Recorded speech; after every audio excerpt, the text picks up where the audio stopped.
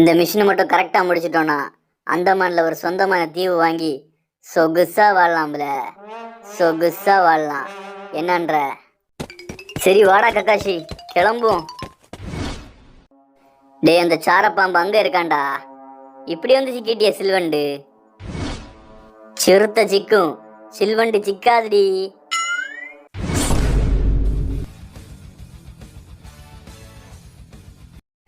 எப்படி இருக்க my best student Kakashi ஹாட்டாக்கே?